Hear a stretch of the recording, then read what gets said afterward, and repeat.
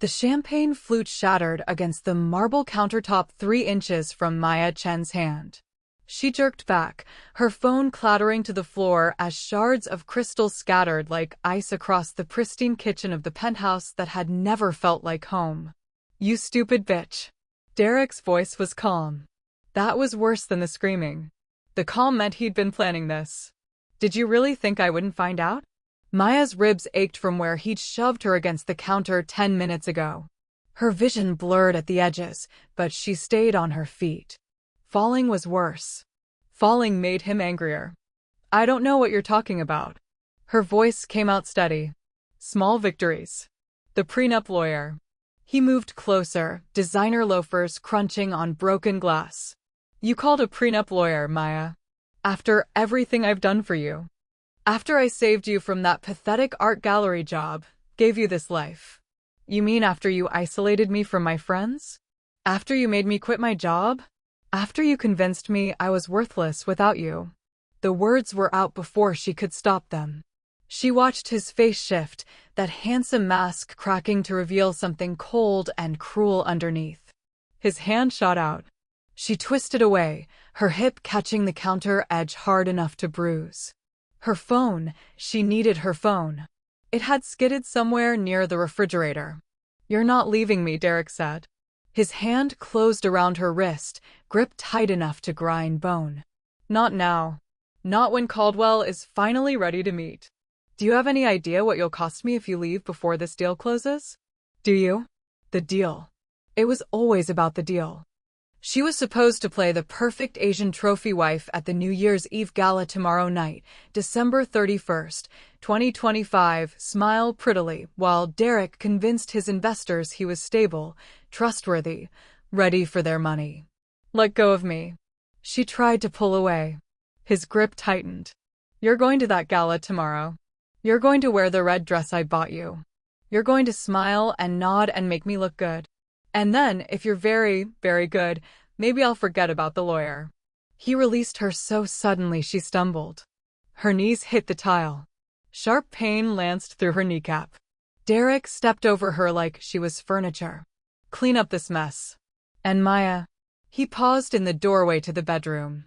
"If you're not in bed in 20 minutes, I'm locking you in the guest room. You know the one. No windows." The door closed behind him with a soft click. Maya stayed on her knees, trembling, counting her breaths the way her old therapist had taught her before Derek convinced her therapy was just an excuse to complain. 1, 2, 3. Her phone. Where was her phone? She crawled across the kitchen, glass crunching under her palms, until her fingers closed around it. The screen was cracked, new spiderweb fractures joining old ones, but it still glowed when she touched it. 11:47 p.m. December 30th. She had maybe 15 minutes before Derek came back. Her hands shook as she pulled up her text messages. She needed to contact someone. Anyone. But who? Derek had systematically removed every person from her life over the past 2 years. Her parents were dead. Her brother, James, had stopped answering her calls after Derek told him Maya said she needed space from toxic family. She'd tried to reach out to her old best friend, Sophie, last month. Derek had found the messages, deleted them, changed her number. Maya's vision blurred with tears she refused to let fall. There was one person. The lawyer Derek didn't know about. The one she'd contacted through a women's shelter website, using the library computer during the 30 minutes Derek thought she was at her approved yoga class. She found the lawyer's number in her contacts, hidden under dentist appointment. "I need help. He knows. Tomorrow night, New Year's Eve gala at the Waldorf, 8 p.m. If I don't show up, something's wrong. My name is Maya Chen." She hit send. The message delivered. Then her phone buzzed. Not a reply, a notification. She'd sent it to the wrong number. Not the lawyer's 312 area code, but a 847 number she didn't recognize. No, no, no. Her phone buzzed again. A response from the wrong number. Address. Now. Maya stared at the screen. 3 words. Command, not question. Who is this? Someone who doesn't repeat himself. You have 10 seconds. Her heart hammered against her ribs. This was insane. Some stranger couldn't help her. This was probably a scam or worse. The bedroom door opened. Maya's fingers moved before her brain could catch up. She typed the address, hit send, then deleted both messages and shoved her phone under the refrigerator.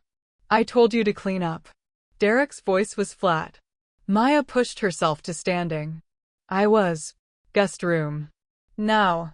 The guest room had no windows, no furniture except a bare mattress, and a lock on the outside of the door.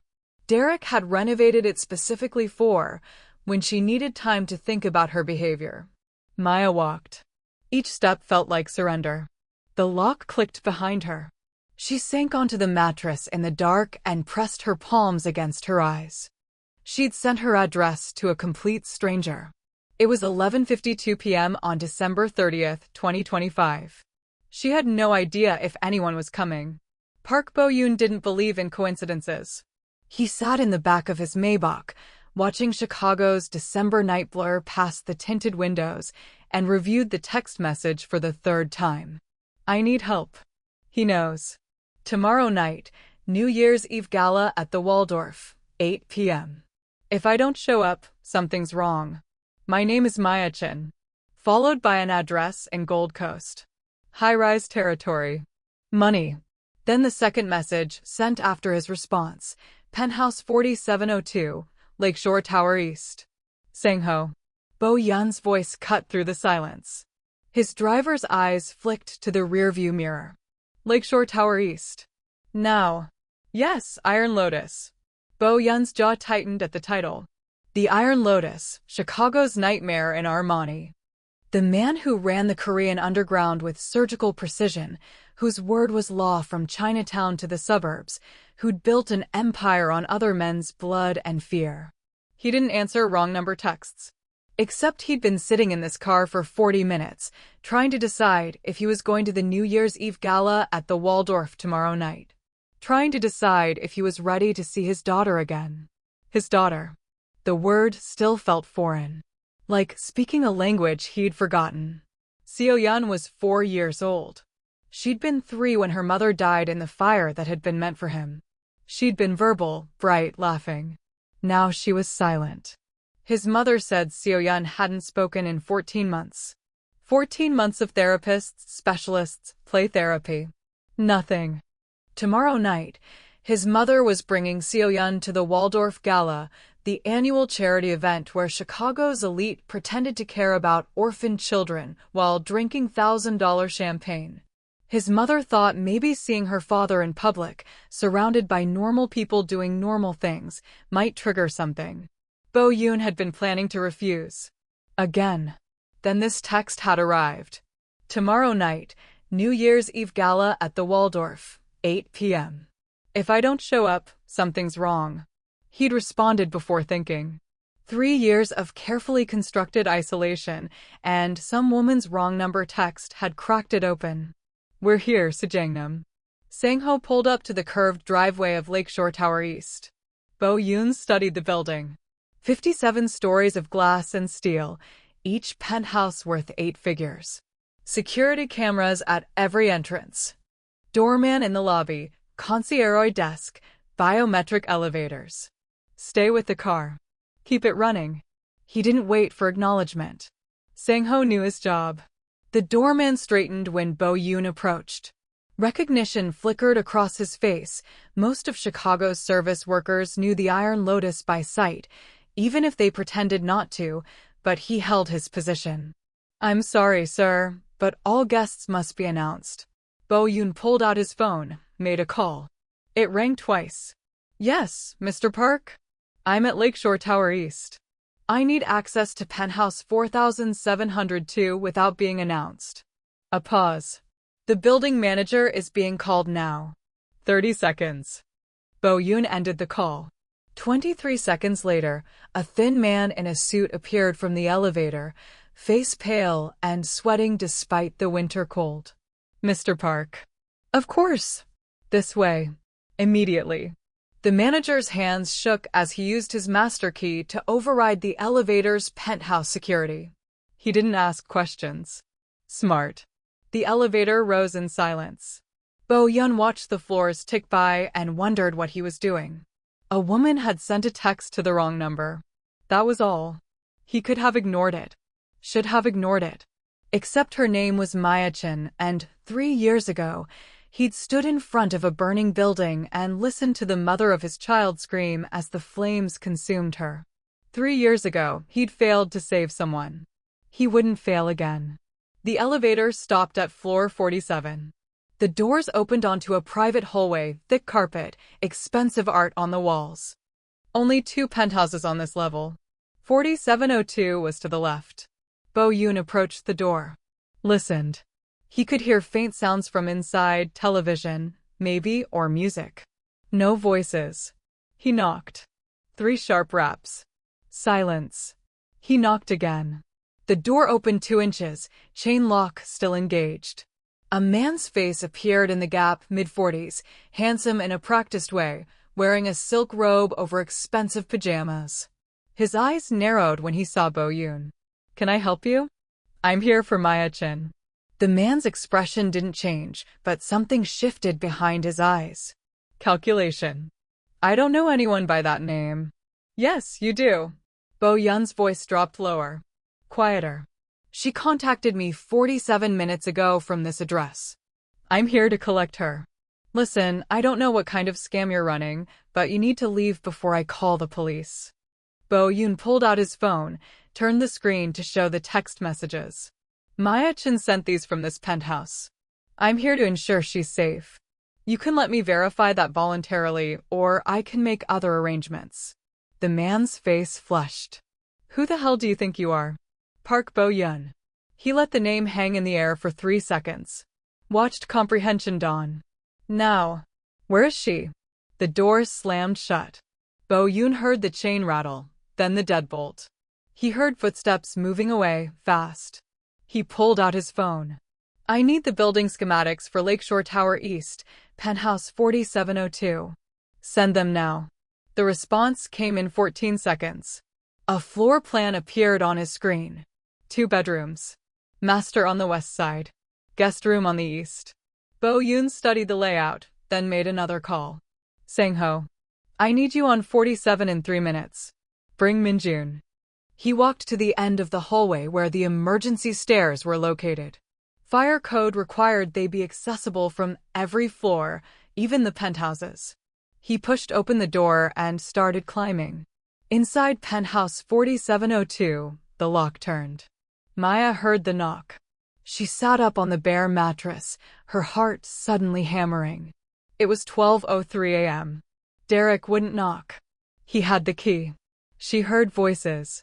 Muffled through the door, impossible to make out words, but definitely 2 men talking. Then the front door slammed. Footsteps, Derek's angry stride, moving fast past her room toward the master bedroom. Then nothing. Maya pressed her ear against the door. She could hear Derek on the phone, voice low and urgent. Couldn't make out the words. Then the fire alarm shrieked. Maya jumped back from the door, hands over her ears. The sound was piercing, mechanical screaming that vibrated through her bones. Smoke? Was there smoke? She dropped to her knees, trying to see under the door. No smoke. No heat. The alarm cut off as suddenly as it had started. The lock on her door clicked. The door opened. Maya scrambled backward on the mattress, expecting Derek. The man who stood in the doorway was not Derek. He was tall, 6'2", maybe 6'3", with black hair pushed back from a face that could have been carved from marble. Sharp cheekbones, a jaw that looked engineered for violence, a small scar cutting through his left eyebrow.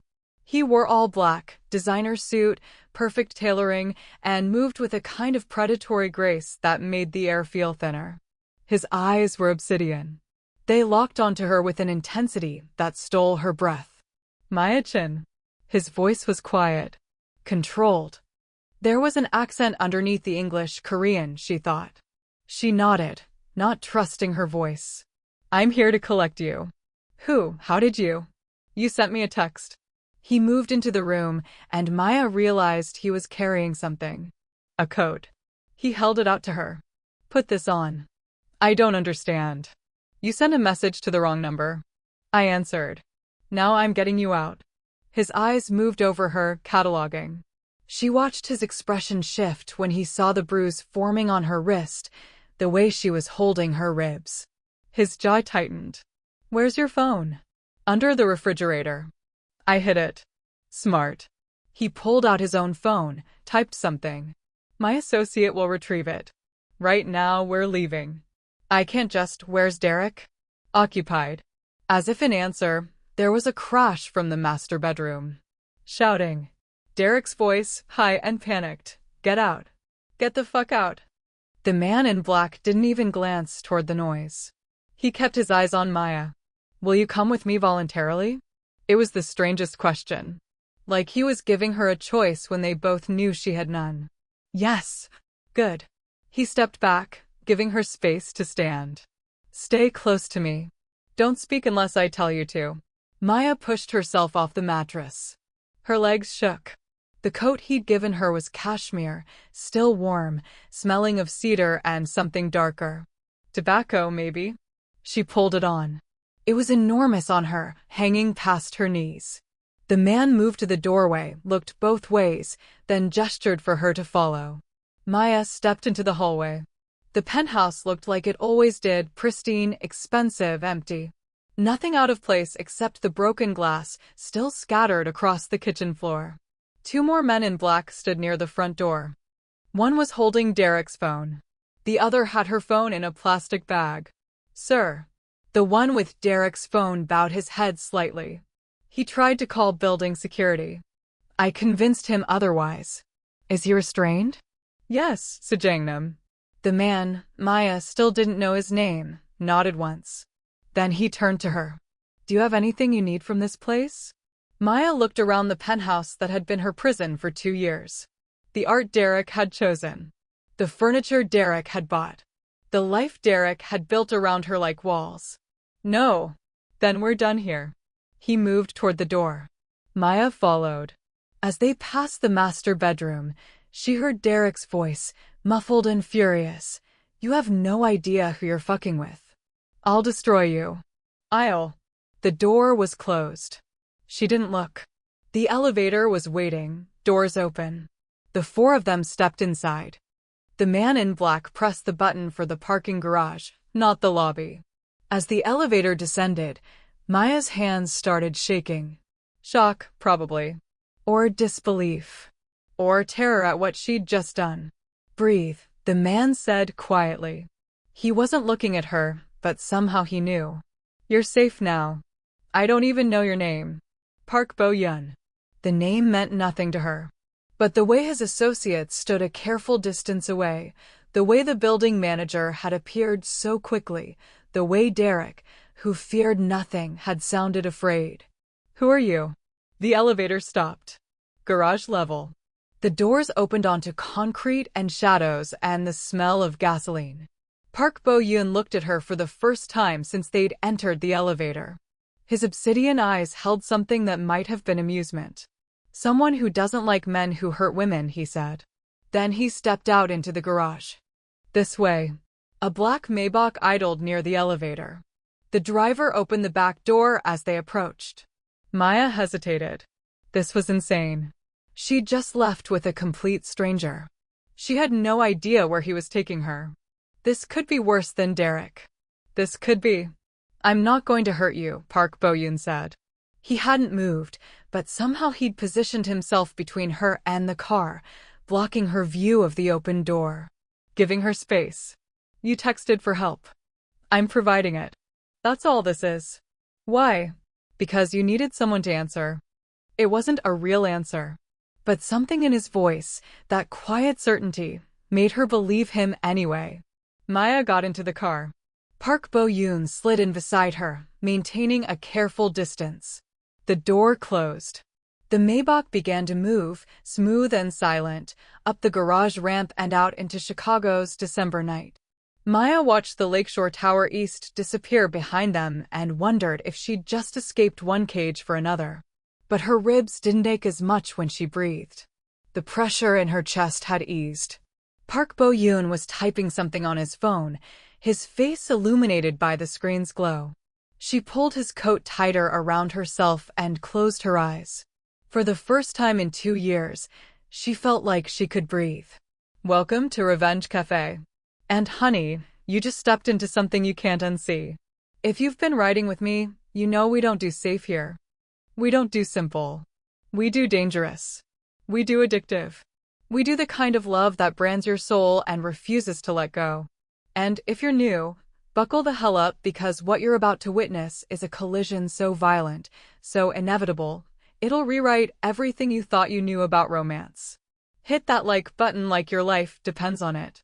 Subscribe because you're already hooked.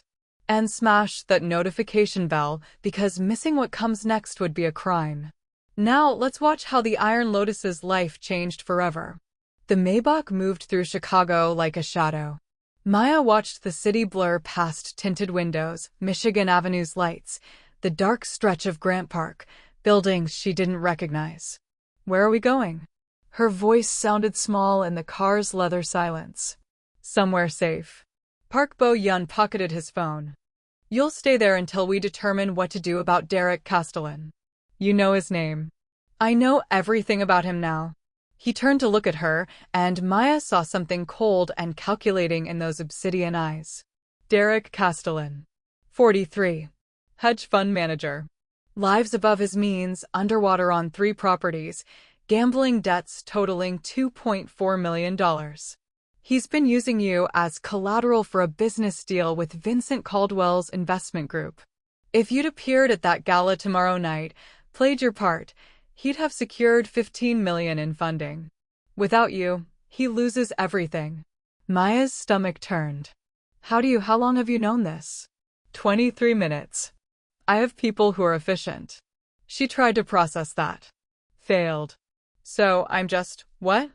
An asset to him? You were. Park Bo-yoon's voice dropped lower, more intimate. You're not anymore. The Maybach turned onto a tree-lined street Maya didn't recognize. Brownstones, old money, the kind of neighborhood where doormen knew your name and never asked questions. They pulled up in front of a building that looked like it had been there since Chicago was built, brick facade, stone columns, gas lamps retrofitted with electric lights. Understated elegance that whispered wealth rather than shouting it. Park Bo-yoon exited first, then held the door for her. Maya stepped onto the sidewalk and looked up. 14 stories. Fewer windows than there should be. Each one covered with heavy curtains. This is your home? One of them. Of course it was. A doorman appeared, older Korean man, gray hair, kind eyes, and bowed deeply to Park Bo-yoon. Welcome home, Sejangnam. Thank you, Mr. Kim. Park Bo-yoon gestured to Maya. This is Maya Chin. She'll be staying with us. Whatever she needs, provide it. Mr. Kim's expression didn't change, but Maya saw warmth flicker in his eyes when he looked at her. Of course. Welcome, Miss Chin. The lobby was understated luxury, marble floors, dark wood paneling, a single elevator with brass doors that looked hand-engraved. No front desk, no directory. Just silence and the faint scent of jasmine. The elevator rose without Park Bo-yoon pressing a button. Some kind of biometric sensor, maybe. Maya watched the floors tick by.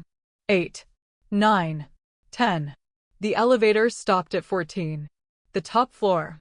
The doors opened directly into a penthouse that made Derek's place look like a college dorm room.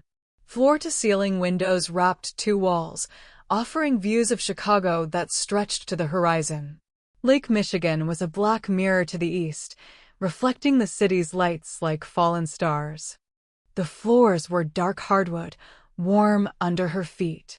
The furniture was minimal, low-profile leather sofas, steel and glass tables, abstract art that probably cost more than most houses. But it wasn't cold. There were bookshelves lined with worn paperbacks. A child's drawing taped to the refrigerator, stick figures holding hands under a yellow sun. A stuffed rabbit sitting on the kitchen counter, threadbare and obviously loved. Maya's eyes caught on the rabbit. You have a child? Park Bo-youn's expression shifted. Something that might have been pain flickered across his face, there and gone so fast Maya almost missed it. A daughter. Seo-yun. She's 4. Where is she? With my mother. They're staying in Lake Forest until... He trailed off. It's complicated. Maya wanted to ask more, but the look on his face stopped her.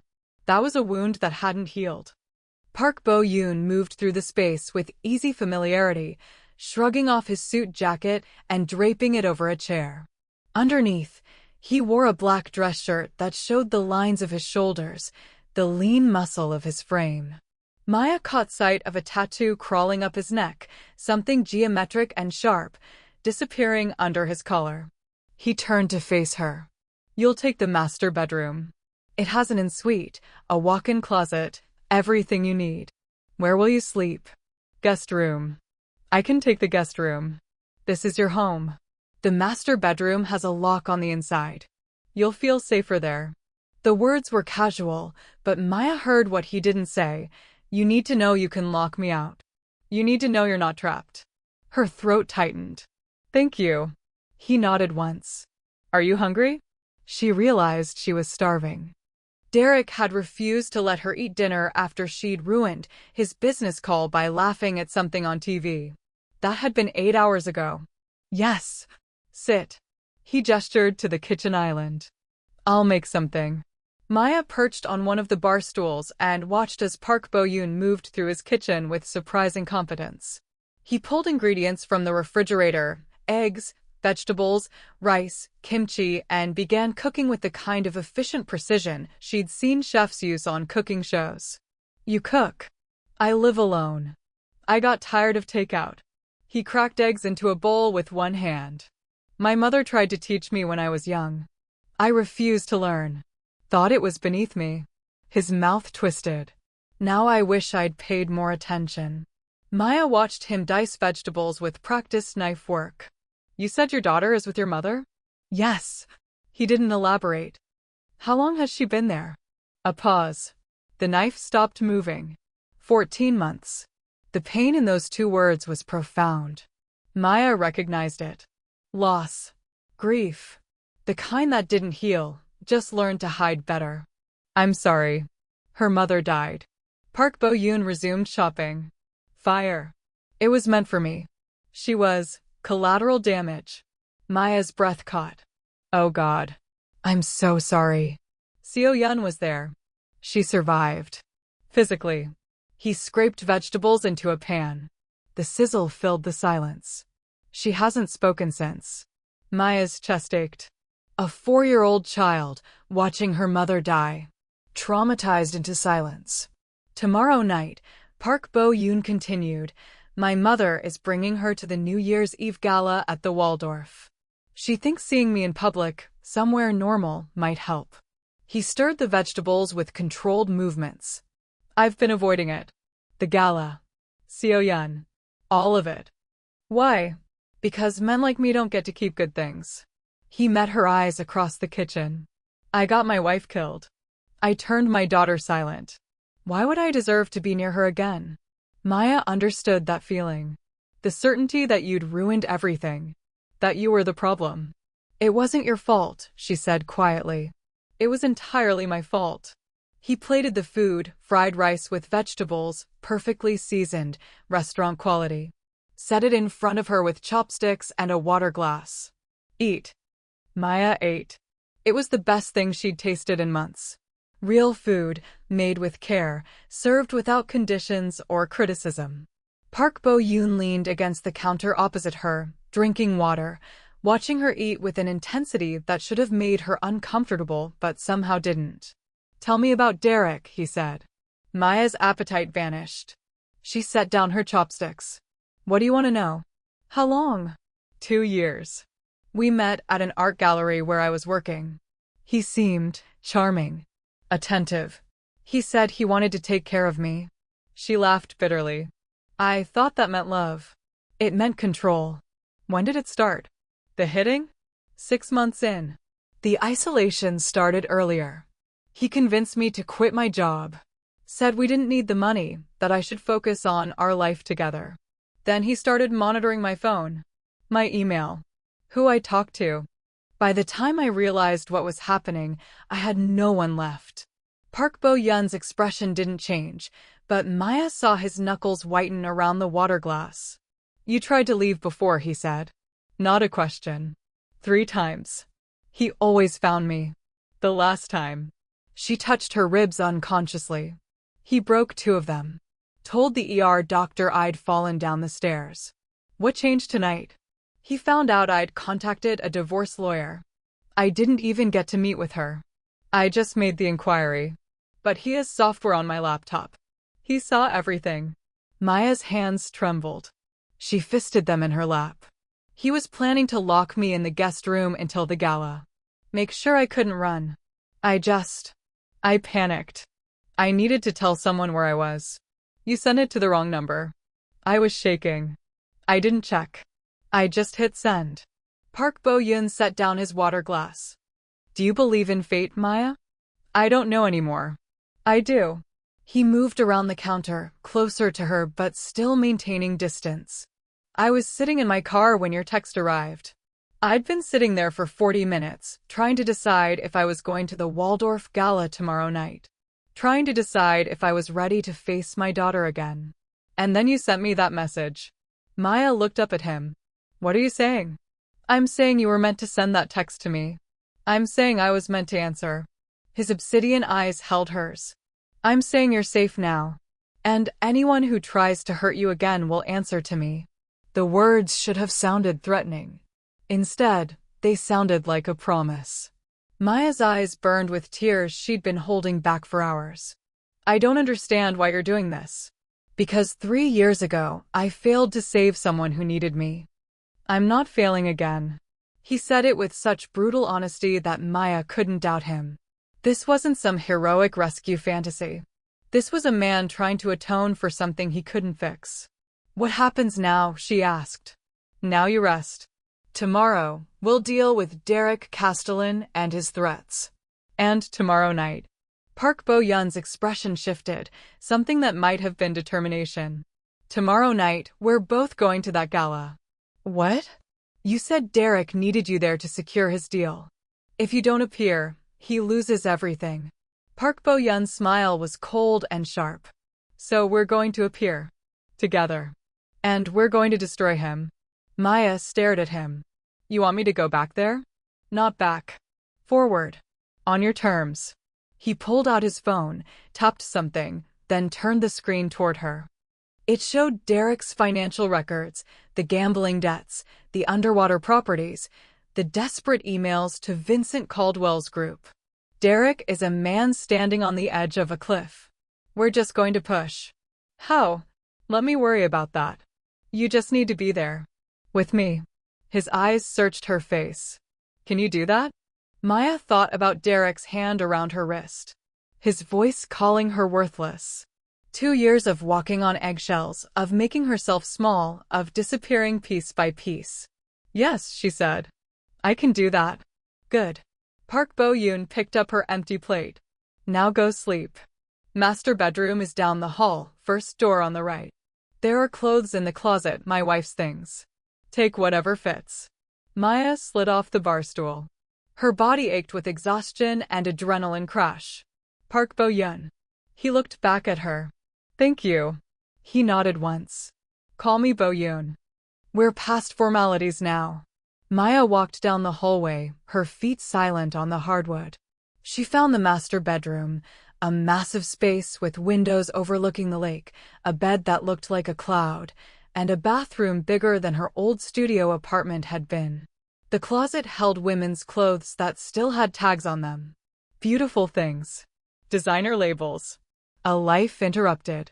Maya pulled out a soft sweater and leggings, changed in the bathroom, then crawled into the bed. The sheets smelled like cedar and laundry detergent. Clean. Safe. She turned off the light and stared at the ceiling, watching the city's reflected glow move across the walls.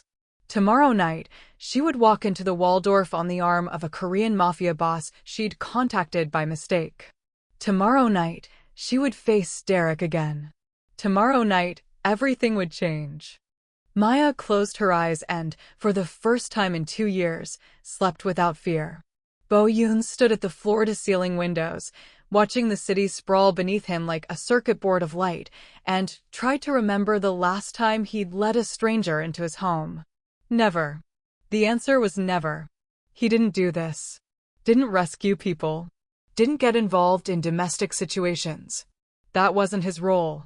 He was the Iron Lotus, Chicago's underground king, the man who moved weapons and secrets and power like chess pieces. He dealt in calculated violence and cold strategy, not mercy. Yet he'd driven to Lakeshore Tower East without hesitation. Broken into a penthouse without permission. Extracted a woman he'd never met because she'd sent a text to the wrong number. Bo Yoon pulled out his phone and looked at that first message again. I need help. He knows. Tomorrow night, New Year's Eve gala at the Waldorf, 8 p.m. If I don't show up, something's wrong. My name is Maya Chin. The Waldorf Gala. The same event where his mother would bring Seo-yeon. The same event he'd been avoiding for months. Fate. Coincidence. Call it whatever you wanted. Bo Yoon didn't believe in coincidences. His phone buzzed. Sang-ho. Report. Derek Castellan is contained at his penthouse. No police called. Building security has been encouraged to forget this evening's events. Good. Sir, I ran the full background. Castellan's situation is worse than we thought. He's not just underwater, he's drowning. The gambling debts are owed to Tommy Chen's operation in Chinatown. Bo Yoon's jaw tightened. Tommy Chen ran the Chinese underground in Chicago. Dangerous, but sloppy. Not someone Bo Yoon typically worried about. How much? 2.4 million. Castellan's been making payments when he can, but he's 3 months behind. Tommy's getting impatient. And the Caldwell deal? Legitimate.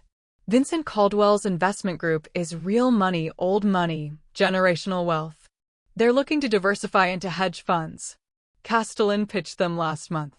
They were interested, but Caldwell's known for background checks. He won't invest in anything that looks unstable. Bo Yoon processed that. So Castellan needs to appear successful, stable, married to the right kind of woman. Exactly. Maya Chin fit the profile, Chinese-American, educated, artsy but not threatening. The perfect trophy wife for a man trying to convince old money he's worth 15 million. What's Caldwell's position now? Still interested. The gala tomorrow night was supposed to be the closing pitch. Castellan was going to introduce Maya to Caldwell's inner circle, show off his stable home life, seal the deal. Bo Yoon smiled. It wasn't a pleasant expression. What happens if Castellan shows up at that gala alone? He looks desperate. Caldwell walks. The deal dies. What happens if Castellan shows up at that gala and sees Maya Chen on the arm of the Iron Lotus? Sang-ho was quiet for a moment. Then, he panics. Makes a scene. Caldwell sees instability. The deal dies faster. And Tommy Chin? If Castellan can't pay, Tommy moves to collection. Broken bones first, property seizure second, termination if necessary. Bo Yoon looked toward the hallway where Maya was sleeping. She'd walked out of that penthouse with nothing but the clothes on her back and a stranger's coat. She'd left behind 2 years of her life without hesitation. She was stronger than she knew. I want full surveillance on Castellan, Bo Yoon said. Financial, digital, physical. If he tries to leave Chicago, stop him. If he tries to contact Maya, I want to know immediately. And Sang-ho? Yes, Sejangnam. Find out everything about Maya Chin. Where she came from, who she was before Castellan. I want to know what he took from her. Understood. Bo Yoon ended the call. He stood at the windows for another 10 minutes, watching the city, thinking about fate and coincidence and wrong numbers that led to the right places. Then he went to the guest room, sparse, functional, nothing personal, and lay down without bothering to undress. Sleep didn't come. It rarely did. He stared at the ceiling and thought about his daughter. Tomorrow night, he would see Seo-yeon for the first time in 3 months. His mother brought her to Sunday dinners at the family estate, but Bo-yoon always found excuses not to attend. Too dangerous. Too busy. Too broken. The truth, he couldn't bear to see his daughter's silence and know he'd caused it. Ji-hye, his wife, had died because she'd been in the car meant for him. A bomb, crude but effective, planted by a rival trying to move into Bo-yoon's territory. Ji-hye had been driving Seo-yeon to ballet class. The explosion had killed Ji-hye instantly.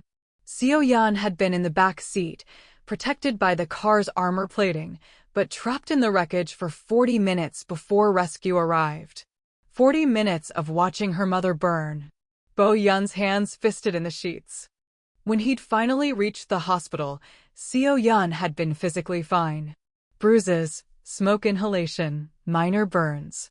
But she wouldn't speak. Wouldn't meet his eyes. Just clutched that velvet rabbit, the one Ji-hye had given her, and stared at nothing. The therapist said it was selective mutism brought on by trauma. That with time and support, she might speak again. But how could he provide support when he was the reason she needed it? His mother disagreed. She needs her father, his mother had said 6 months ago. She needs to see you, to know you're still here. But every time Bo-yoon looked at Seo-yeon, he saw Ji-hye's face in the flames. Heard her screaming. So he'd stayed away. Let his mother raise Seo-yeon in Lake Forest, far from Chicago's violence. Convinced himself it was better this way. Tomorrow night would be different. Tomorrow night, he would see his daughter again. He would stand in that ballroom at the Waldorf with Maya Chen on his arm and Vincent Caldwell watching, and he would destroy Derek Castellan's life with surgical precision. And maybe, when Seo-yeon saw him, she would see someone worth speaking to again. Bo-yoon closed his eyes and waited for dawn. Maya woke to sunlight streaming through floor-to-ceiling windows and, for 3 disorienting seconds, had no idea where she was. Then memory crashed back. The wrong number. The stranger. The escape. She sat up in the massive bed and looked around. The master bedroom looked different in daylight, less stark, more lived in. There were photos on the dresser that she hadn't noticed last night. A woman, beautiful, Korean, laughing, holding a little girl with Bo-yoon's eyes. Another photo of the same little girl, maybe a year older, dressed in a ballet outfit, clutching a stuffed rabbit. Seo-yeon. Bo-yoon's daughter. Maya's throat tightened. That little girl's mother was dead. That little girl hadn't spoken in over a year. She got out of bed and padded to the bathroom. Everything was pristine, marble counters, waterfall shower, a bathtub big enough to swim in. There were new toiletries still in packaging, towels that felt like clouds, expensive skincare products. Maya showered, letting the hot water work through the aches in her body. Her ribs were tender, but not as bad as last night.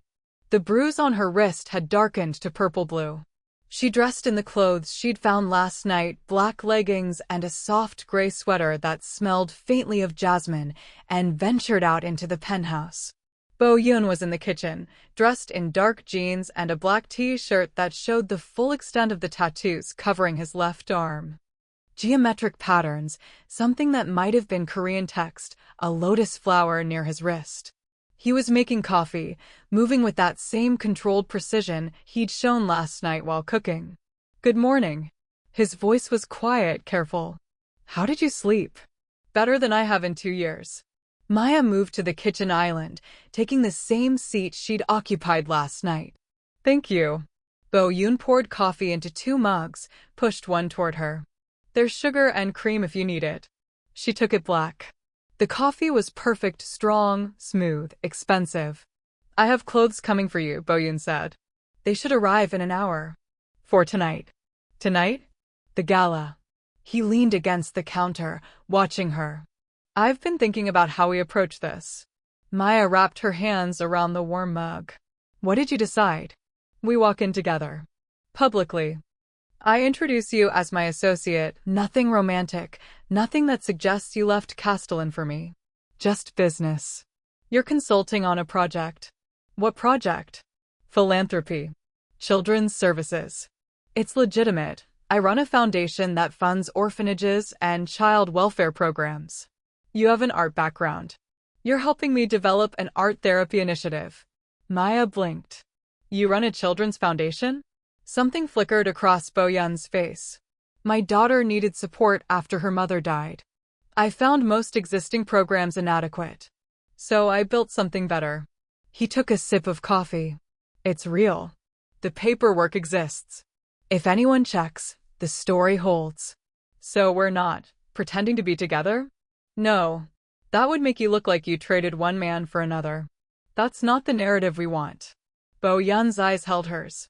We want you to look independent. Strong. A woman who left an abusive situation and moved forward. I'm just someone who's supporting your transition. It was smart. Strategic. And it gave Maya back something Derek had taken, her agency. What about Derek? She asked. He'll be there. He has to be, or he loses Caldwell's interest. When he sees you, he'll react. That's what we want. Caldwell and his people will see the instability, the cracks, and I'll ensure those cracks become chasms. How? Bo-Yun pulled out his phone, tapped something, then slid it across the counter. Maya looked at the screen. Financial documents, bank statements, email threads. While you slept, my people finished compiling Derek's life. His debts, his schemes, his desperation. Everything. Bo-Yun's voice was cold. Clinical. Vincent Caldwell's investment group does thorough due diligence. They'll run background checks before committing $15 million. What they'll find tonight, when they look, courtesy of some strategic leaks, is a man who's drowning. Gambling debts, underwater properties, lies about his portfolio performance. Maya scrolled through the documents. It was damning. Comprehensive. Derek's entire house of cards laid bare. You did this overnight? I have efficient people. This will destroy him. Yes. No apology. No hesitation. Maya thought about Derek's hand around her wrist. His voice calling her worthless. The guest room with no windows. 2 years of her life stolen piece by piece. Good, she said. Bo-Yun's expression shifted. Something that might have been approval. You're stronger than you think, Maya. I don't feel strong. Strength isn't the absence of fear. It's what you do despite it. He straightened. Tonight, you'll walk into that ballroom with me. You'll face the man who hurt you. And you'll show everyone, show yourself, that he didn't break you. Maya's hands trembled around the coffee mug. What if I can't? You already did. You sent that text. You left. Everything after this is just momentum. The doorbell chimed. Bo-Yun moved to answer it, returning with several designer shopping bags. He set them on the counter. Clothes. Makeup. Everything you need for tonight. There's a stylist coming at 4 to help if you want it. Maya stared at the bags. This is too much. No, it's appropriate. Bo-Yun's voice softened slightly. You're walking into that gala as yourself, Maya. Not Derek's accessory. Not anyone's victim. You need to feel that. The clothes help. He was right. She knew he was right. Armor came in many forms. Thank you, she whispered. Bo-Yun nodded once. Then his phone buzzed. He glanced at it, and Maya saw his expression tighten. My mother, he said.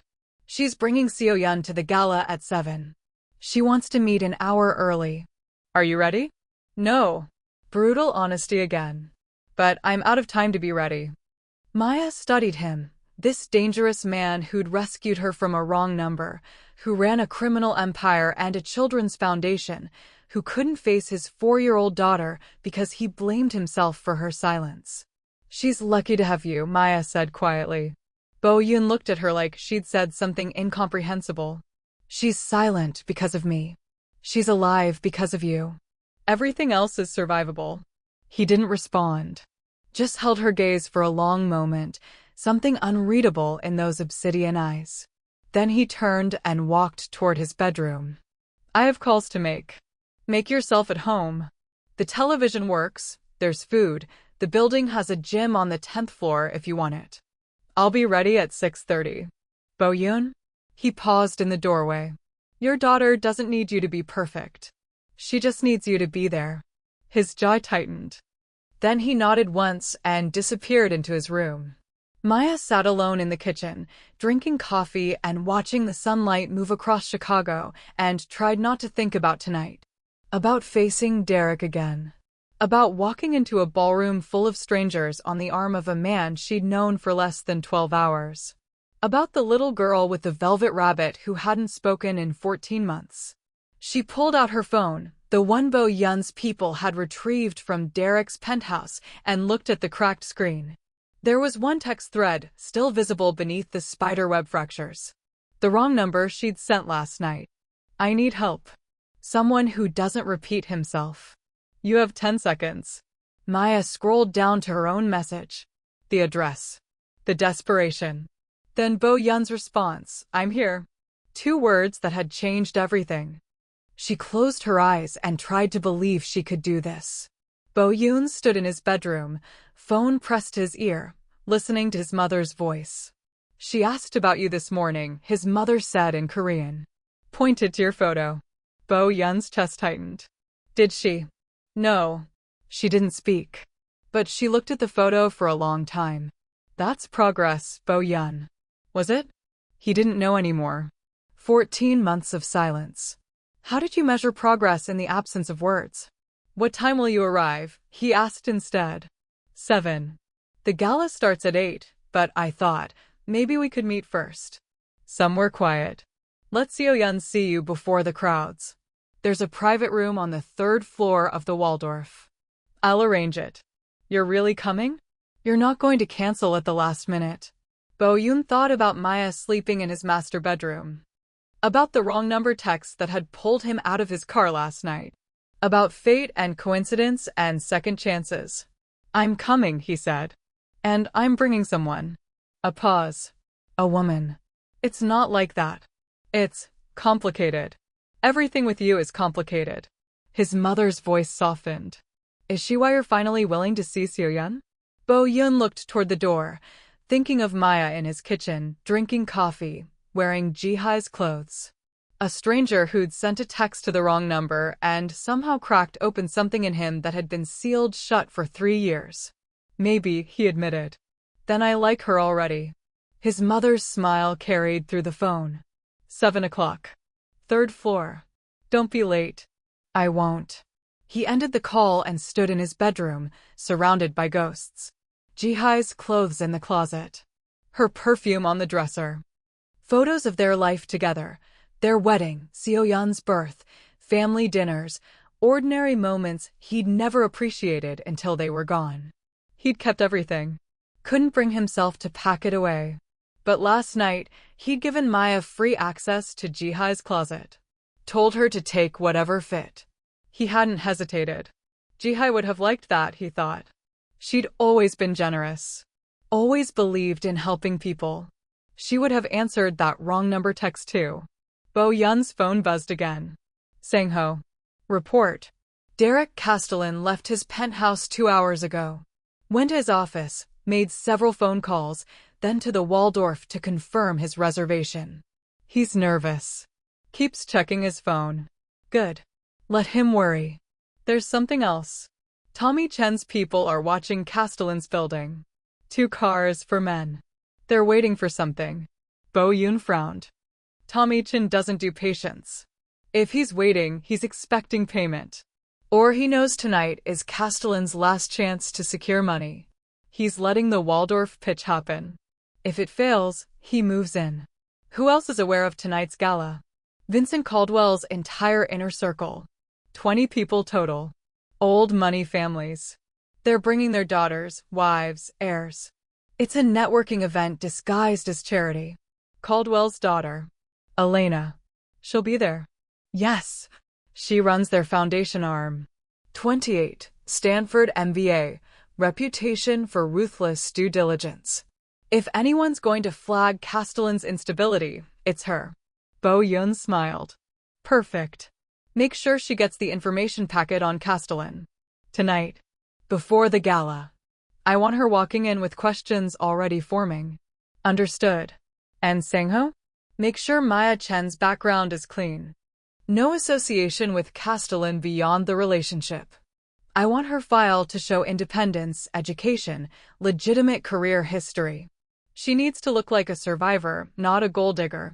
Already done, Sejangnam. Her record is pristine. Bachelor's degree in art history from Northwestern, worked at several galleries, glowing references. No debts, no criminal history. She looks like exactly what she is, a talented woman who made a bad choice in partners and got out. Good. Bo-yoon ended the call and stood at his window, watching the city. In 12 hours, this would all be over. Derek Castellan would be ruined. Vincent Caldwell would walk away. Tommy Chin would collect his debts the hard way.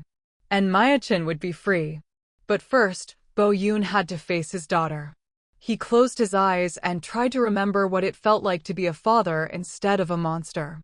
The stylist arrived at 4 o'clock, a woman named Min Seo who worked exclusively for Bo-yoon's organization.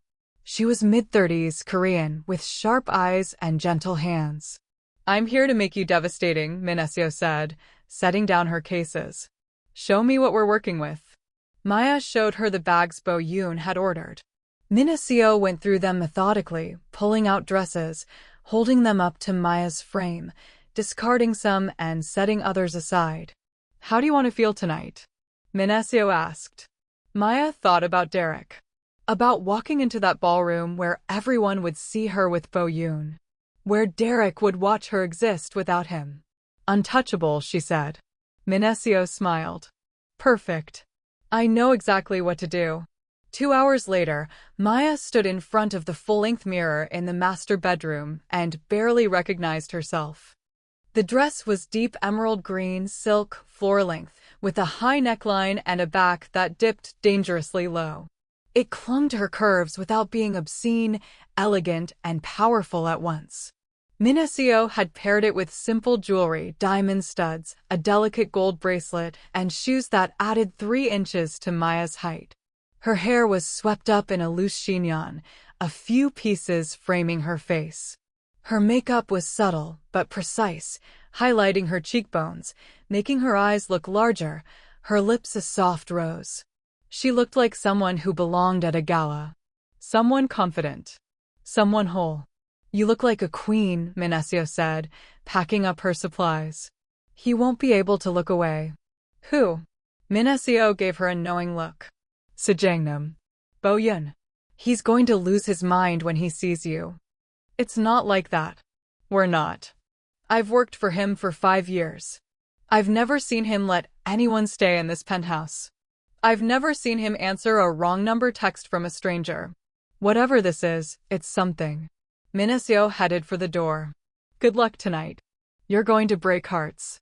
She left before Maya could respond. Maya stood alone in the master bedroom, staring at her reflection, and tried to recognize herself. The door opened. Bo-yoon stood in the doorway, and Maya watched his expression shift. He wore a tuxedo, perfectly tailored, black on black, no bow tie, just the top button of his shirt undone.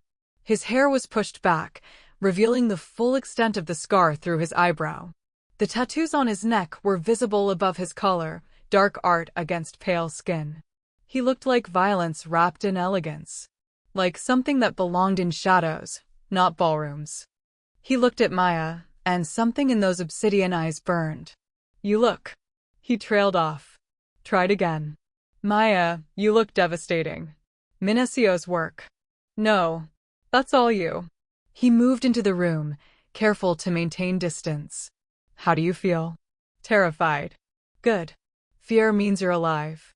He pulled a small box from his pocket. I have something for you. Maya's breath caught. Bo-yoon, you don't have to. It was my grandmother's. He opened the box. Inside was a ring, platinum band, emerald stones surrounded by small diamonds. Elegant. Old. Priceless. She gave it to my mother when she married my father. My mother gave it to me when Jihai and I married. I want you to wear it tonight. I can't. It's too much. It's a family heirloom. Exactly. If you wear this ring, everyone at that gala will understand what you represent. Not my mistress. Not my conquest. My protected. His eyes held hers. In my world, this ring means you're untouchable. No one hurts you without answering to me. Permanently. Maya's throat closed. Why are you doing this? Because you need armor tonight. This is armor. He held out the ring. Will you wear it? Maya nodded, not trusting her voice. Bo Yun took her left hand, the one with the bruise from Derek's grip, and slid the ring onto her finger.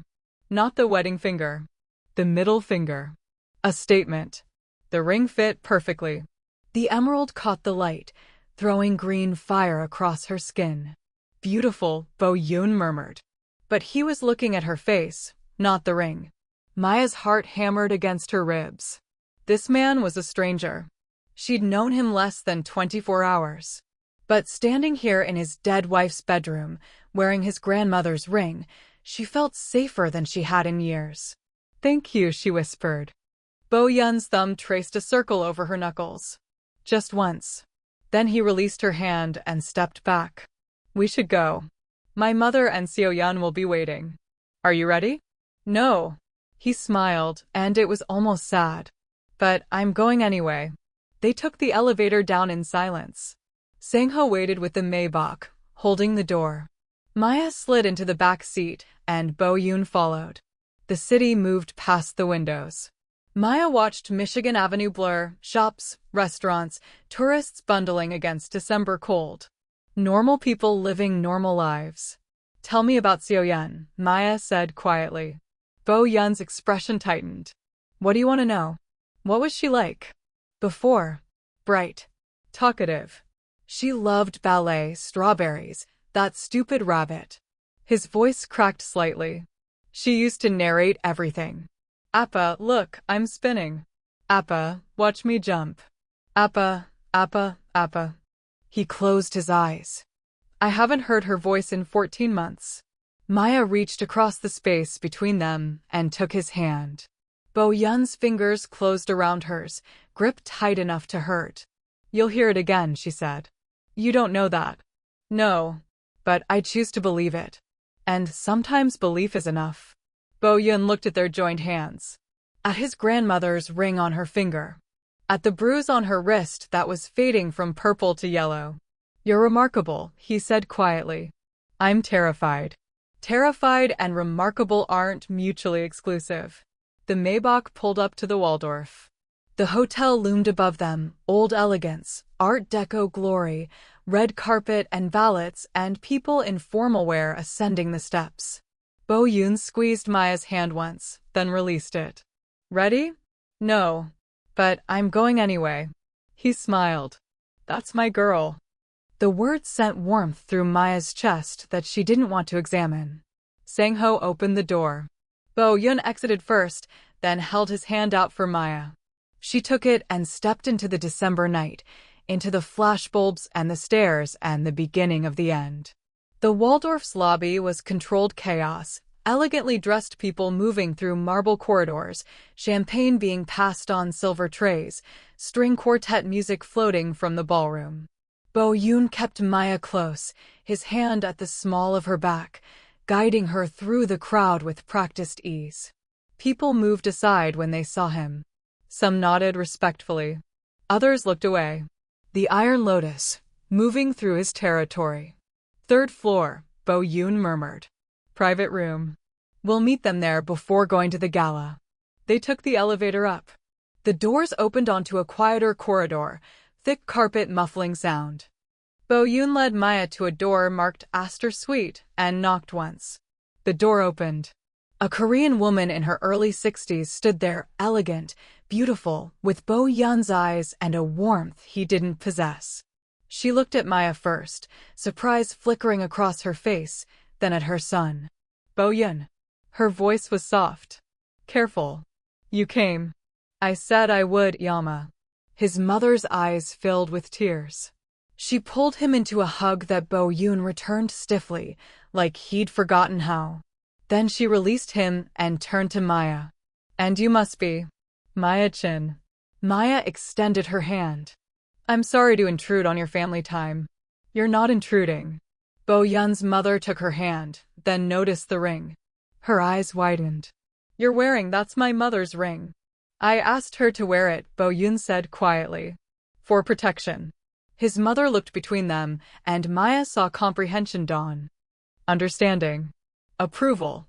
Then you're very welcome, Maya-chan. She squeezed Maya's hand. Call me Mrs. Park. And come meet Seo-yeon. She led them into the suite. It was beautifully appointed sitting room, bedroom beyond, windows overlooking the city. And sitting on the sofa, clutching a threadbare velvet rabbit, was a little girl. Seo-yeon had Bo-yeon's eyes, dark, fathomless, set in a delicate face framed by black hair. She wore a navy velvet dress and Mary Jane's, and she looked so small, so fragile, that Maya's chest ached.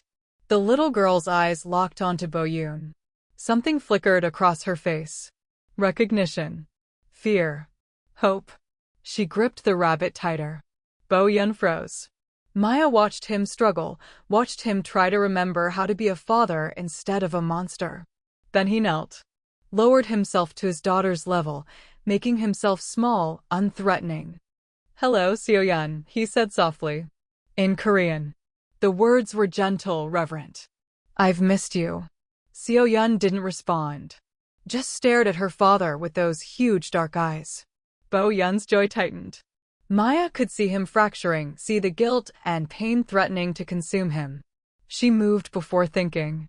Sat on the sofa next to Seo-yeon, a careful distance away. Hi, Maya said gently. My name is Maya. That's a beautiful rabbit. What's their name? Seo-yeon looked at Maya. At the emerald ring on her finger. At the dress. Maya held her breath. Then Seo-yeon extended the rabbit slightly. Not a full offering, but acknowledgement. They're beautiful, Maya continued. I had a stuffed dog when I was little. His name was Mr. Pickles. I took him everywhere. She smiled. Does your rabbit have a favorite place to go? Seo-yeon's thumb moved against the rabbit's ear. A self-soothing gesture. Bo-yeon watched them, something painful and raw in his expression. Seo-yeon loves ballet, Mrs. Park said quietly. She used to dance in the living room every day. Really? Maya looked at the little girl. I always wanted to learn ballet, but I was terrible at it. I kept falling over. She smiled. I bet you're much better than I was. Seo-yeon's lips quirked. Almost a smile. Bo-yeon made a sound half laugh, half sob. His daughter had almost smiled. For a stranger, she'd almost smiled. Seo-yeon, he said again, his voice breaking. I'm so sorry. I'm sorry I haven't been here. I'm sorry I... Seo-yeon slid off the sofa. Walked to her father, still clutching the rabbit. Bo-yeon went very still, like he was afraid any movement would shatter the moment. Then Seo-yeon reached out with her free hand and touched the scar through Bo-yeon's eyebrow. Her lips moved. No sound came out, but Maya could read the word, Appa. Bo-yeon's eyes closed. Tears slid down his cheeks, this dangerous man, this underground king, crying openly in front of his daughter. I'm here, he whispered. I'm here, baby. And I'm not leaving again. Seo-yeon leaned against him. Not a full hug, but contact. Trust. Bo-yeon wrapped his arms around his daughter and held her like she was made of glass. Maya's vision blurred. Mrs. Park was crying silently, pressing her hand to her mouth. They stayed like that for a long time, father and daughter, reconnecting in silence, rebuilding what fire had broken. Finally, Mrs. Park said gently, we should go down. The gala is starting. Bo-yeon nodded. He released Seo-yeon, but she kept one hand fisted in his jacket. Will you walk with me? He asked her. In Korean, then in English for Maya's benefit. Seo-yeon looked at Maya. At the ring again. Maya stood and extended her hand to the little girl. We can all walk together. How does that sound? Seo-yeon looked between them. Then, slowly, she released Bo-yeon's jacket and took Maya's hand instead. Bo-yeon's expression shifted. Surprise. Relief. Something that looked like hope. Okay then, he said quietly. Let's go make an entrance. They took the elevator down. Mrs. Park, Bo-yeon, Maya with Seo-yeon's small hand in hers, and Sang-ho, who'd been waiting in the hallway. The ballroom doors were open. Music and light and champagne and 200 of Chicago's elite, all dressed in their finest, all pretending charity was more important than networking. Maya's hand tightened around Seoyeon's. The little girl squeezed back. Bo-yeon offered his arm to Maya. She took it, Seoyeon between them. One step at a time, he murmured. We'll destroy him together. Maya lifted her chin, straightened her spine. Let the dress and the ring and the man beside her be her armor. And together, they walked into the ballroom at the Waldorf, where Derek Castellan was waiting with his desperation and his lies and his future falling apart. The Waldorf's grand ballroom was everything Maya had expected: soaring ceilings, crystal chandeliers that looked like frozen starlight, round tables draped in ivory silk, centerpieces of white roses and orchids. A string quartet played Vivaldi in one corner. Servers in black tie moved through the crowd with champagne and canapes. And everywhere, people. Chicago's elite in their designer gowns and custom tuxedos, diamonds and pearls and old money that smelled like leather-bound books and inherited real estate. Maya felt every eye turn toward them when they entered. Bo-yeon, the Iron Lotus, bringing his mother and daughter to a charity gala. It was unprecedented, shocking, humanizing. And beside him, a woman in an emerald dress wearing his grandmother's ring. The whispers started immediately. Who is she? Is that Park's new? Did you see the ring? Where's his wife? I thought she died. Bo-yeon ignored them all. He guided Maya and Seoyeon through the crowd with calm authority, his mother following behind. They moved toward a table near the front, reserved, premium placement. Maya scanned the room, looking for Derek. She found him near the bar. He looked good, designer tuxedo, hair perfect, that charming smile he used on clients. He was talking to a group of older men and women, his posture confident, his gestures animated. But Maya could see the tension in his shoulders. The way he kept checking his phone. The desperation underneath the polish. Their eyes met across the ballroom. Derek's face went white, then red, then something cold and furious. He started moving toward them. He's coming, Maya whispered. I know. Bo-yeon's hand tightened on her back. Stay calm. Let him make a scene. Derek crossed the ballroom in 15 seconds flat. He stopped 3 feet from Bo-yeon, close enough to be threatening, but not close enough to touch. What the fuck is this? Derek's voice was low, venomous. Maya, what the hell are you doing here? Maya opened her mouth. Bo-yeon spoke first. Miss Chin is here as my guest. We're discussing a partnership on my foundation's art therapy initiative. Art therapy? Are you fucking kidding me? Derek laughed, but it was sharp. Brittle. Maya doesn't have a job. She doesn't have anything. She's your nothing, Bo-yeon interrupted, his voice dropping to something cold and lethal. She's an independent consultant working with my organization. That's all you need to know. Derek's eyes moved to the ring on Maya's finger. His face twisted. You're fucking him. Jesus Christ, Maya, you left me for this. He gestured at Bo-yeon. Do you have any idea who this is? What he does? I know exactly who he is. Maya's voice came out stronger than she felt. And he's not you. That's enough. You ungrateful bitch. After everything I did for you. Bo-yeon moved so fast Maya almost missed it. One moment he was standing beside her, the next he was in Derek's space, his hand wrapped around Derek's wrist, gripped tight enough that Derek's face went gray. Lower your voice, Bo-yeon said quietly. You're making a scene. Get your fucking hands off me. You spoke to her with disrespect. In my presence. Wearing her ring. Bo-yeon's thumb pressed against a pressure point in Derek's wrist. Derek gasped. Apologize. Now. Maya could see people watching. The string quartet had stopped playing. Vincent Caldwell's group near the front of the ballroom had turned to stare. I'm not apologizing to. Bo-yeon's grip tightened. Derek's knees buckled slightly. Apologize to Miss Chin, or I'll break your wrist in 3 places and tell everyone here exactly why you needed her at this gala so desperately. Derek's eyes went wild. Panicked. You don't know what you're talking about. $2.4 million in gambling debts to Tommy Chin. 3 underwater properties. Fabricated portfolio returns. And a $15 million investment deal with Vincent Caldwell that dies the moment he runs his background check. Bo Yoon leaned closer. Do I keep going or do you apologize? Derek looked at Maya. At the emerald ring. At the man holding his wrist. I'm sorry, he forced out. Maya. I'm sorry. Bo Yoon released him. Derek stumbled back, cradling his wrist. Enjoy your evening, Mr. Castellan, Bo Yoon said. I suspect it's the last pleasant one you'll have for quite some time. Derek looked like he wanted to say more.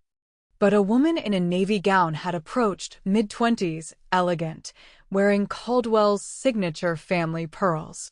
Elena Caldwell, if Maya's guess was right. Mr. Castellan. Elena's voice was cool. Professional. May I speak with you for a moment? It's regarding your proposal. Derek's face went from red to pale. Of course. Yes. Right now. Right now. Elena led Derek away toward a quieter corner. Maya watched them go and saw the moment Elena pulled out her phone, showed Derek something on the screen. Watched Derek's face go from pale to gray. The background check. The strategic leaks.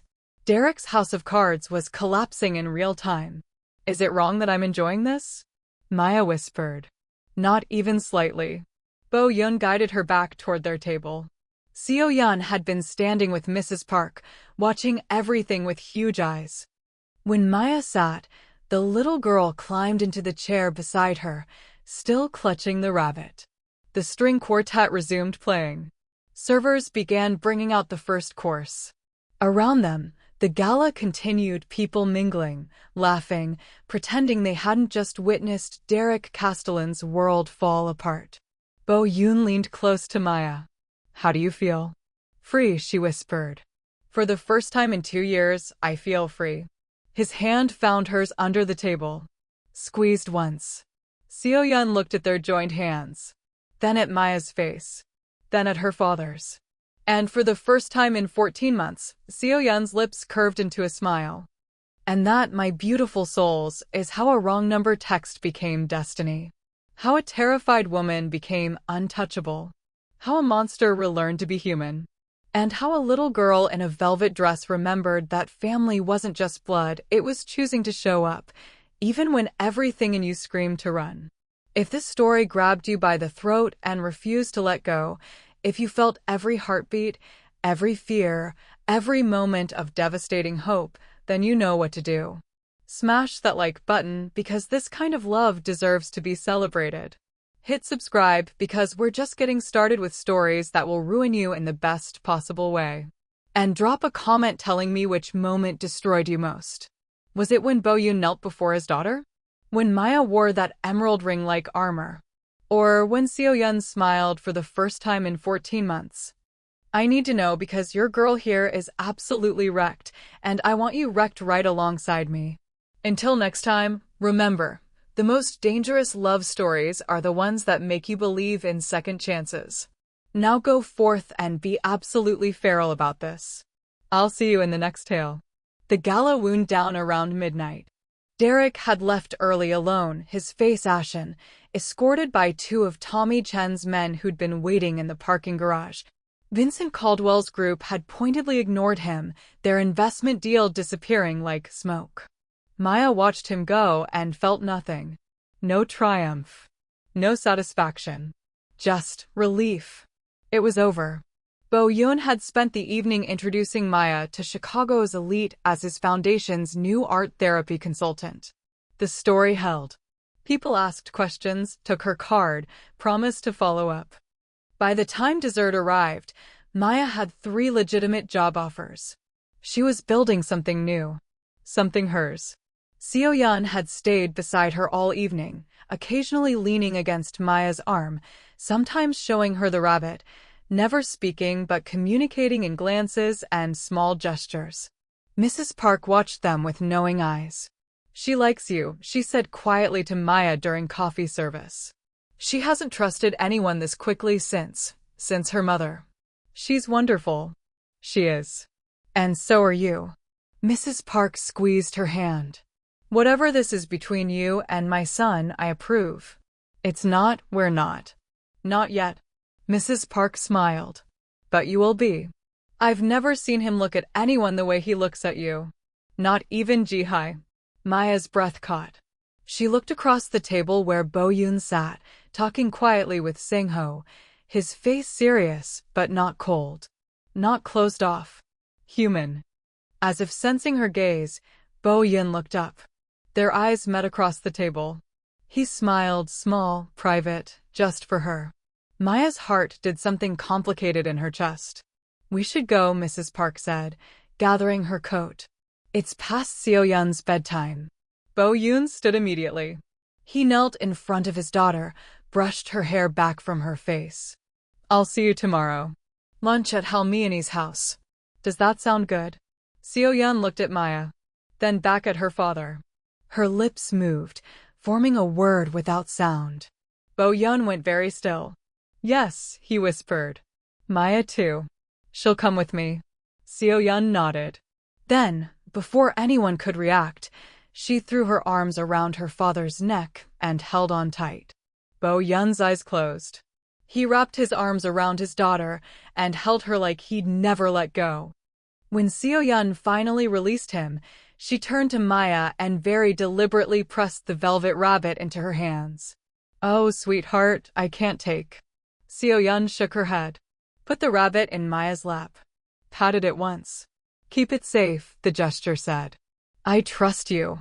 Maya's vision blurred. I'll take very good care of them. I promise. Seo-yun smiled again. Then she took Mrs. Park's hand and walked toward the exit, turning once to wave at Maya and her father. Bo-yoon stood slowly. She gave you her rabbit. She did. She hasn't let anyone hold that rabbit since Jihai died. His voice was rough. That means everything. Maya looked down at the threadbare velvet in her hands. I won't let her down. I know. Bo-yoon extended his hand. Come on. Let's go home. Home. The word settled into Maya's chest like it belonged there. They left the Waldorf together, the Maybach waiting at the curb. Sang-ho held the door. Maya slid in, the velvet rabbit in her lap, Bo-yoon beside her. The city moved past the windows. Chicago at midnight on New Year's Eve, fireworks starting in the distance, parties spilling onto streets, the world celebrating new beginnings. Thank you, Maya said quietly. For what? For answering. For coming to get me. For destroying Derek. For... She gestured helplessly. Everything. You sent a text to the wrong number. I answered. Everything else was just momentum. Do you really believe that? Bo-yoon looked at her, this woman in an emerald dress, wearing his grandmother's ring, holding his daughter's rabbit like it was sacred. No, he admitted. I think you were meant to send that text to me. I think I was meant to answer. I think we were both meant to be at that gala tonight. He reached across the space between them and took her hand. I think fate has a sense of humor. What happens now? Now you heal. You build your career. You stay in the guest room of my penthouse until you're ready to find your own place. Or, he trailed off. Or you stay. Permanently. Help me with the foundation. Have lunch with my mother and daughter. Sleep in the master bedroom instead of the guest room. His thumb traced circles on her palm. Be part of this family that's trying to rebuild itself. Maya's heart hammered. We've known each other for 36 hours. Yes. This is insane. Yes. I should say no. I should be cautious. I should take time to heal before jumping into anything new. You should, Bo-yoon agreed. But are you going to? Maya looked at their joined hands. At the emerald ring he'd given her. At the velvet rabbit she'd been trusted to protect. She thought about Derek's hand around her wrist. About 2 years of walking on eggshells. About the guest room with no windows. Then she thought about Bo-yoon kneeling in front of his daughter. About Seo-yun's smile. About the way this strange, dangerous man had answered a wrong number text and changed everything. No, she whispered. I'm not going to be cautious. Bo-yoon's smile was devastating. Good. Because I've been cautious for 3 years, and it hasn't brought me anything but silence and regret. The Maybach pulled up to Bo Yun's building. They rode the elevator in comfortable silence, hands still joined. The penthouse welcomed them warm, safe, waiting. Bo Yun turned to Maya in the kitchen. The master bedroom is yours. I meant that. What if I don't want to sleep alone? His eyes darkened. Maya, not like that. Not yet. I'm not ready for that. She set the velvet rabbit on the counter. But I've slept alone in fear for 2 years. I'd like to sleep next to someone who makes me feel safe. If that's okay. Bo Yun's expression shifted. Surprise. Understanding. Tenderness that made him look younger, less damaged. That's okay, he said quietly. More than okay. They changed in separate rooms, Maya in the master bedroom, Bo Yun in the guest. She found soft pajamas in the closet, washed her face, left her hair down. When she emerged, Bo Yun was waiting in the hallway, wearing sweatpants and a t-shirt that showed the full extent of his tattoos. He looked less like a mafia boss and more like a man. Which side of the bed do you want? He asked. Left. Perfect. I'm a right-side sleeper. They walked into the master bedroom together. The bed was massive, easily big enough for 2 people to sleep without touching. But when Maya slid under the covers and Bo Yun turned off the light and lay beside her, she found herself moving closer. Is this okay? She whispered. Yes. She rested her head against his shoulder. His arm came around her, careful and protective. Bo Yun? I'm glad I sent that text to the wrong number. His chest rumbled with quiet laughter. So am I. They lay in the darkness, listening to each other breathe, 2 broken people learning to fit together. Outside, fireworks exploded over Chicago. New Year's Eve becoming New Year's Day. 2025 becoming 2026. Endings and beginnings tangled together like their hands beneath the sheets. Maya closed her eyes and felt safe for the first time in years. And in his penthouse overlooking Chicago, Park Bo Yun held a woman he'd known for 36 hours and wondered if fate had finally decided he'd suffered enough. 6 months later, Maya Chen stood in the art therapy room of the Iron Lotus Foundation's new downtown facility and felt something she'd forgotten existed: pride. The space was perfect, floor-to-ceiling windows flooding the room with light, easels arranged in a circle, art supplies organized in rainbow arrays, beanbag chairs in the corner for kids who needed to decompress. The walls were covered with artwork from the children they'd worked with over the past 4 months. Paintings, drawings, collages. Each one a story of trauma and healing, rendered in color and shape. One piece hung in the center, a family portrait. Stick figures holding hands under a yellow sun. A tall man with dark hair. A woman with long brown hair. A little girl with a velvet rabbit. Underneath, in careful child's handwriting, My Family. By Seo Yun Park. Maya's throat closed. She'd framed that drawing herself, hung it in the place of honor. She's proud of it. Maya turned. Bo Yun stood in the doorway, dressed in his usual black, looking dangerously out of place among the art supplies and children's laughter echoing from the room next door. She should be. It's beautiful. You're beautiful. He crossed the room, wrapped his arms around her from behind, rested his chin on her shoulder. This whole place is beautiful. You built this. We built it. No. You built it. I just provided the funding and the building. You provided the vision. The heart. He pressed a kiss to her temple. The kids love you. It was true. Over the past 6 months, Maya had overseen the foundation's expansion from a grant-giving organization to an actual service provider. They now offered art therapy, music therapy, and play therapy to traumatized children across Chicago. They'd helped 47 kids so far. 47 small victories against an ocean of need. Seo Yun's asking for you, Bo Yun said. She wants to show you her painting. Maya smiled. Seo Yun had started speaking 3 months ago, quiet at first, just single words, then sentences, then full conversations. Her therapist said it was remarkable progress. Faster than anyone expected. She just needed to feel safe, the therapist had explained. Safe enough to be vulnerable. To use her voice. Now Seoyeon talked constantly. Asked questions, told stories, laughed. She attended ballet classes again. Had friends. Was healing. And she'd insisted on calling Maya my mom after the second month. No one had corrected her. Where is she? Maya asked. Studio 3. She's painting you as a superhero. Fair warning, you have wings. Maya laughed. Of course I do. They walked through the foundation building together, Bo-yeon's hand at the small of her back. It was a gesture he'd never stopped making, territorial, protective, reassuring.